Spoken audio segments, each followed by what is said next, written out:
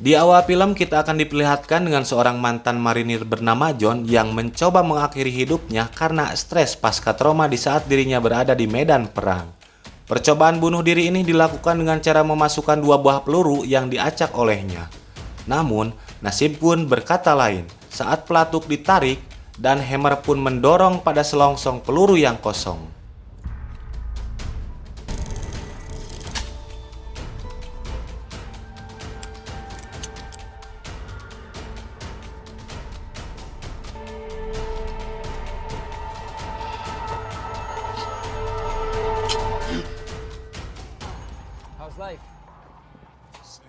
Setelah gagal melakukan percobaan bunuh diri, John pun pergi ke supermarket untuk membeli 1 liter tuak. Tidak lama kemudian, datanglah 2 orang perampok yang mengejutkan pengunjung dan kasir yang menyuruh mereka tiarap. John yang santuy dan tidak menghiraukan apapun di sekitarnya membuat heran 2 perampok itu. John yang sudah bosan hidup malah meminta perampok tersebut untuk membunuhnya. Karena kesal dengan perampok yang membuang-buang waktu, John pun langsung menyerangnya.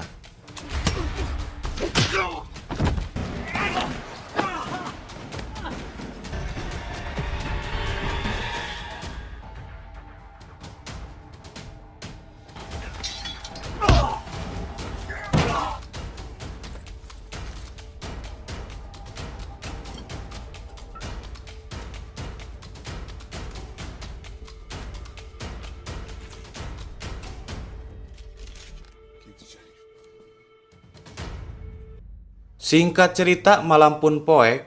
Lagi-lagi John selalu teringat masa lalunya yang membuat dirinya stres sehingga dirinya melakukan berbagai cara untuk melupakan semuanya.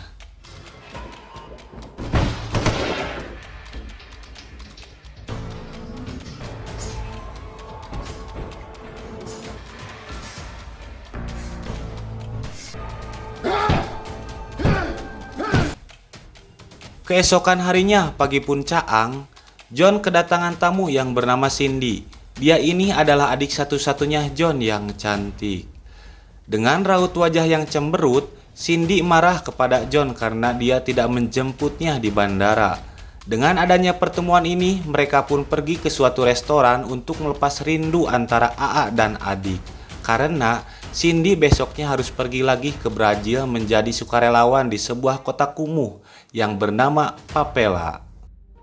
Esok harinya, si John yang masih bobok ganteng, Cindy pun pergi lagi ke Brazil yang harus menjalankan tugasnya sebagai sukarelawan di Papela. Papela merupakan sebuah kota kumuh di Brazil dengan tingkat kriminal tertinggi yang banyak dihuni oleh para gangster, dan disinilah Cindy tinggal. Suatu hari, seorang polisi yang bernama Katarina, dia merupakan polisi yang bertanggung jawab terhadap keamanan kota Favela, mendapatkan informasi dari warga di sana bahwa telah ditemukannya mayat yang terdampar di tepi pantai.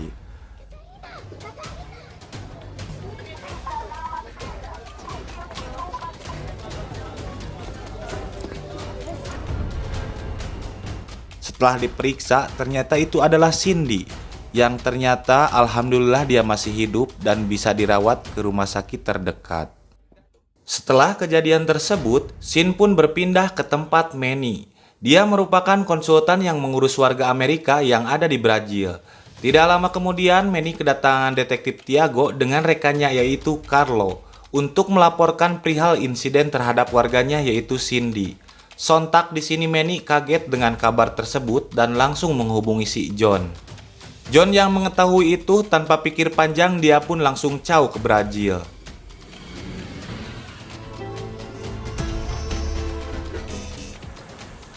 Sesampainya di Brazil, John pun disambut oleh Manny yang merupakan rekan kerjanya dulu saat di militer.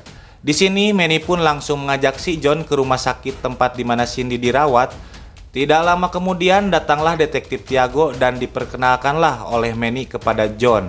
Tiago yang merupakan orang yang bertanggung jawab dalam menyelidiki kasus Cindy, dia diminta oleh John untuk mengantarnya ke tempat TKP.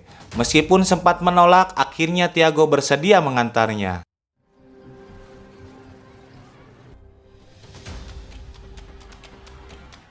Sepulang dari TKP, John pun kembali ke rumah sakit untuk menjenguk Cindy. Akan tetapi, saat masuk ke ruang perawatan, ada seorang wanita Asia yang sedang menyuntikkan suatu cairan ke dalam infusan Cindy. Tiba-tiba, tidak lama kemudian di sini Cindy pun langsung kejang-kejang.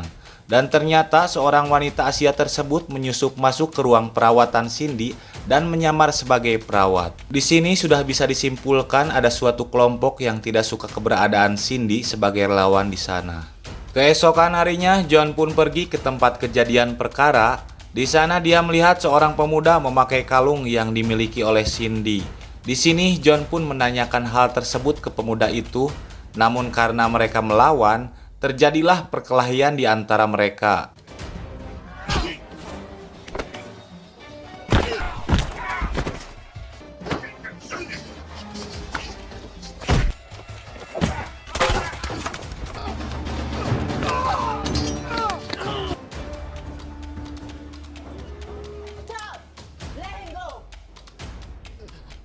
Di ujung perkelahian, Katarina pun datang dan melerai mereka.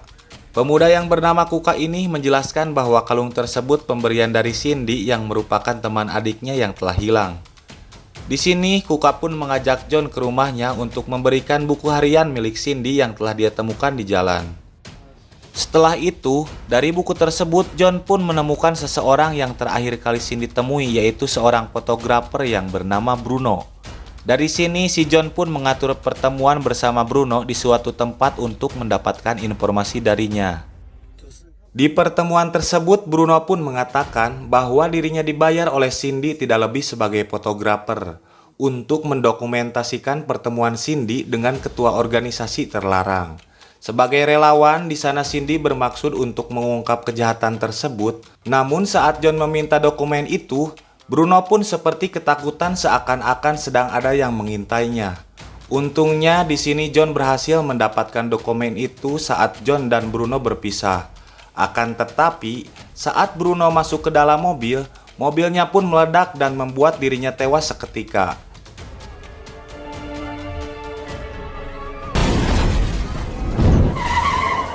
Dan benar, sejak awal pertemuannya dengan John, Bruno telah diintai oleh anak buah organisasi terlarang saat itu.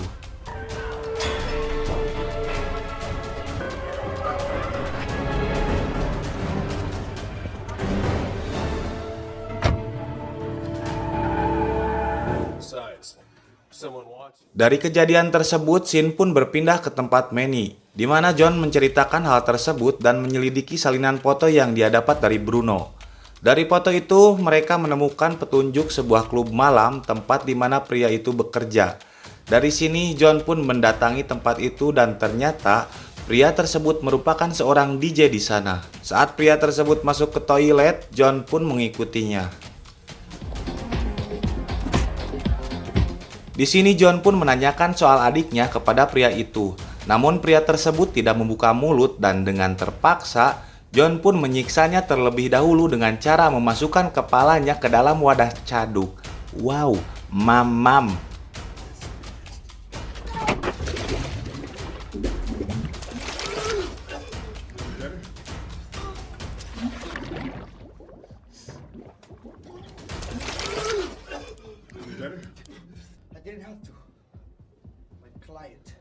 Dengan bau caduk yang cukup menyengat dan semu hangit, pria ini menyerah dan memberikan tahu kepada John, bukan tempe. Di sini John yang merasa cukup informasi langsung mendatangi tempat tersebut, yaitu sebuah villa dekat pantai yang dimiliki oleh organisasi terlarang tersebut. Sesampainya di sana, John pun diperlihatkan dengan pemandangan yang cukup membuat jaringan kencang dan membuat hal ini ingin mendownload suatu lorong keluar masuknya benda hidup. What's your pleasure? Saat mengintai tempat tersebut, Shin pun berpindah ke Hirimoto. Dia merupakan kepala gangster bagian dari Yakuza. Di sini Hirimoto membunuh DJ yang tadi dengan alasan telah membocorkan pila miliknya kepada John, yang mana pila tersebut merupakan tempat pria hidung belang untuk memuaskan nafsunya.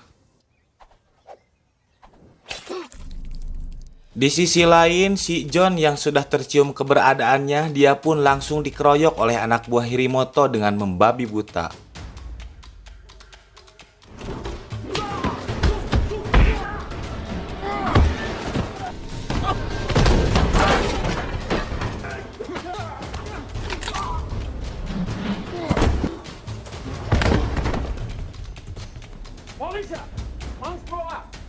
Tidak lama kemudian, Tiago pun datang dan meminta koper yang dibawa oleh John. Merasa ada yang tidak beres di sini, John pun mengikuti Tiago saat itu. Dan benar, apa yang dicurigai John, semuanya terlihat saat Tiago berada di suatu pelabuhan dengan Hiromoto.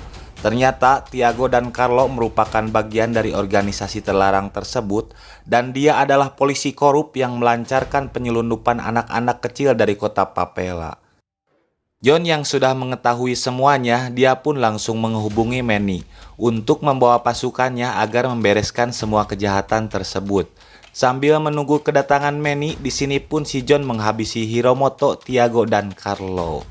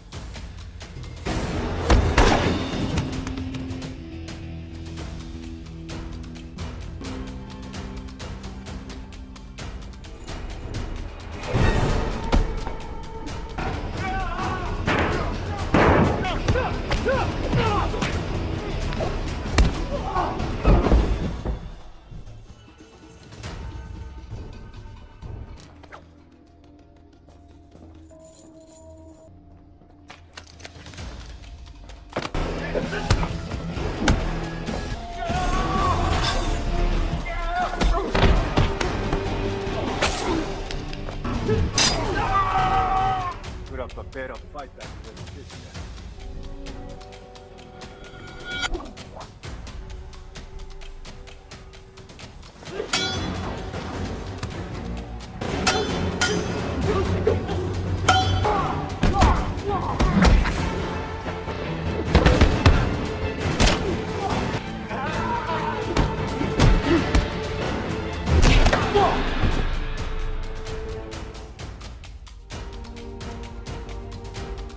Setelah 3 penjahat tersebut koid, di sini John pun membebaskan anak-anak kecil yang diculik dari kota Papela.